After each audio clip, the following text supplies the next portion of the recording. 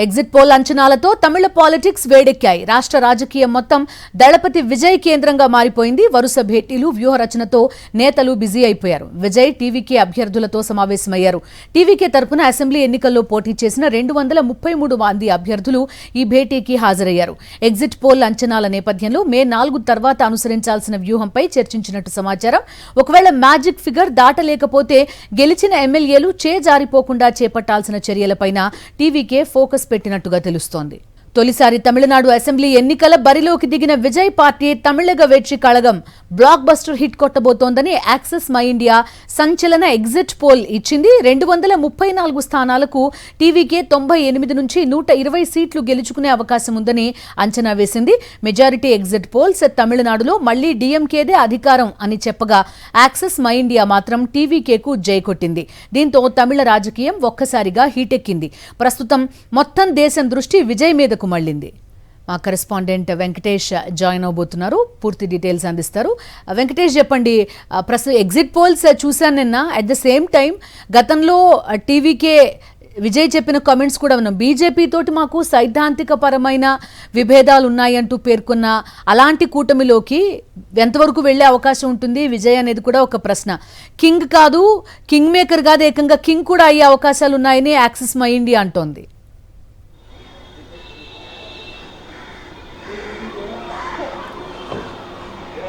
నిన్న axis My India ఇచ్చినటువంటి exit poll ఫలితాలు తమిళనాడు రాజకీయాల్లో తీవ్ర సంచలనాన్ని సృష్టిస్తున్నాయి.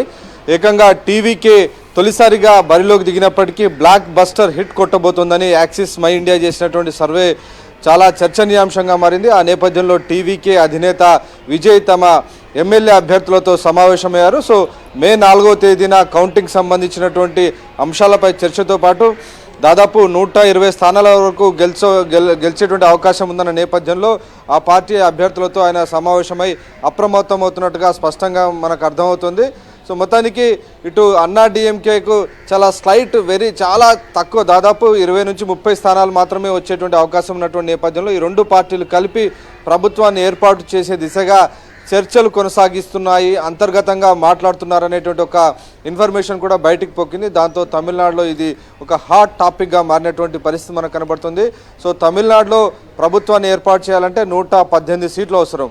సో 98 నుంచి 120 మధ్యలో టీవీకే గెలుచుకునేటువంటి అవకాశం ఉందని యాక్సిస్ మై ఇండియా సర్వే చెప్తోంది. ప్రధానంగా 18 నుంచి 40 ఏళ్ల వయసున్నటువంటి వాళ్ళు మెజారిటీ టీవీకేకు మద్దతు ఇచ్చారు. సో 3 ప్రాంతీయ పార్టీలు అయినప్పటికీ ఈసారి కొత్త వారికి అవకాశం ఇవ్వాలనేటువంటి ఒక బలమైనటువంటి కోరికతో ఈసారి తొలిసారి ఓటర్లు కానీ అలాగే ఎక్కువగా యువత అంతా కూడా టీవీకే అధినేత విజయ్ వైపు మొగ్గినట్టుగా యాక్సిస్ మై ఇండియా సర్వే ఫలితాలు వెల్లడిస్తున్నటువంటి పరిస్థితి. సో మొత్తానికి ఇదే కనుక నిజమైతే ఖచ్చితంగా విజయ్ మరో చరిత్ర సృష్టించిన వారు అవుతారు.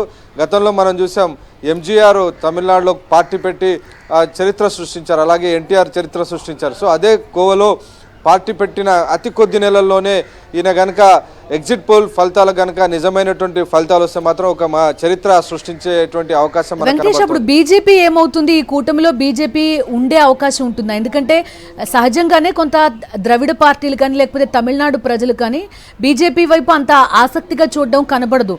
అటు ఎయిదర్ అన్నా డిఎంకే ఆర్ డిఎంకే అన్నట్టుంటారు.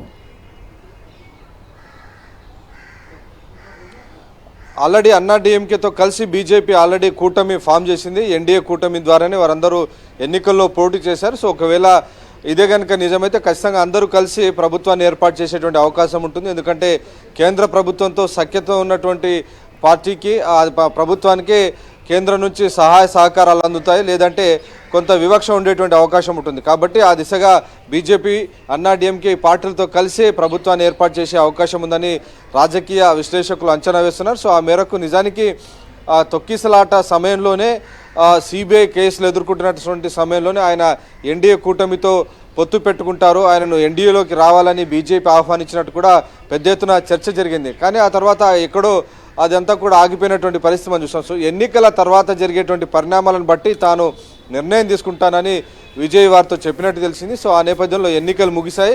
సో ఎన్నికల ఫలితాల్లో యాక్సిస్ మై ఇండియా ఇచ్చినటువంటి ఫలితాలు చాలా భిన్నంగా ఉండడంతో సో ఆ నేపథ్యంలోనే ఖచ్చితంగా కొత్త కూటమి ఏర్పడి కొత్త రకమైనటువంటి సమీకరణలతో తమిళనాడులో ఒక ప్రభుత్వాన్ని విజయ్ ఏర్పాటు చేస్తారనేటువంటి ఒక ఊహాగానాలు అయితే చాలా విస్తృతంగా వస్తున్నాయి. సో ఆ మేరకు టీవీకే అధినేత విజయ్ కూడా తన వర్గానికి సంబంధించినటువంటి తన ఎమ్మెల్యే అభ్యర్థులతో సమావేశమై వారు ఎక్కడ కూడా జారిపోకుండా ఉండేందుకు, అలాగే కౌంటింగ్ రోజు తీసుకోవాల్సినటువంటి జాగ్రత్తలు కానీ ఫామ్ 17C దీనికి సంబంధించినటువంటి అన్ని అంశాలపై వారితో చర్చిస్తున్నట్టు తెలిసింది. అలాగే ఇటు అన్నా డిఎంకే కూడా కొంత తెర వెనుక వారితో మాట్లాడేటువంటి ప్రయత్నం జరుగుతున్నట్టుగా తెలుస్తుంది. సో ఇదే కనుక నిజమైతే మాత్రం డెఫినెట్గా ఇది ఒక కొత్త రికార్డు సృష్టించినట్టు అవుతుంది.